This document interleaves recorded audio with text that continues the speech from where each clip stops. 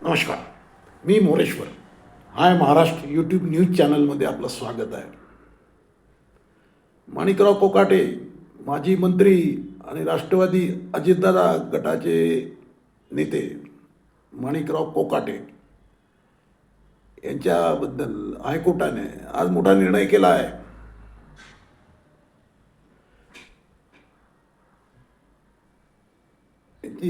त्यांना खालच्या कोर्टाने नाशिक सत्र न्यायालयाने दिलेली 2 वर्षाची शिक्षा हायकोर्टाने कायम ठेवली आहे, पण अटक टळली आहे. कोकाटेंची अटक टळली आहे. हायकोर्टाने त्यांना जामीन मंजूर केला आहे. म्हणजे हायकोर्टाने आज मोठा निकाल दिला आहे. बनावट कागदपत्रांच्या आधारे शासकीय फ्लॅट लाटल्याच्या प्रकरणात माणिकराव कोकाटे यांना 2 वर्षाची शिक्षा नाशिक सत्र न्यायालयाने सुनावली होती. खालच्या कोर्टाचा निकाल सत्र न्यायालयाने कायम ठेवला होता. या निर्णयाला स्थगिती मिळावी यासाठी कोकाटे यांनी मुंबई उच्च न्यायालयात धाव घेतली होती. आज या याचिकेवर सुनावणी झाली. तब्बल 2 तास सुनावणी चालली. उच्च न्यायालयाने शिक्षेला स्थगिती दिली नसली, शिक्षेला स्थगिती नाही आहे, तरी 1 लाख रुपयांच्या जात मुचलक्यावर जामीन मंजूर झाला आहे. म्हणजे शिक्षा कायम आहे, शिक्षेला स्थगिती नाही, तरी 1 लाख रुपयांच्या जात मुचलक्यावर कोकाटे यांना जामीन मंजूर झाला आहे. कोकाटे तब्येत बिघडल्यामुळे सध्या लीलावती रुग्णालयात ॲडमिट आहेत.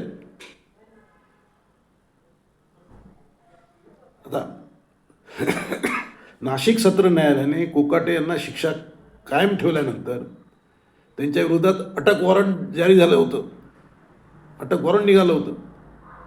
त्यामुळे तातडीने सुनावणी घ्या अशी विनंती कोकाटे यांचे वकील निकम यांनी न्यायमूर्ती लड्डा यांच्या एकलपीठाकडे केली होती. त्याप्रमाणे सुनावणी आज झाली. आता अटक वॉरंट जारी झाला आहे, त्यामुळे त्यांनी मंत्रिपदाचा राजीनामा द्यावा यासाठी दबाव वाढला होता.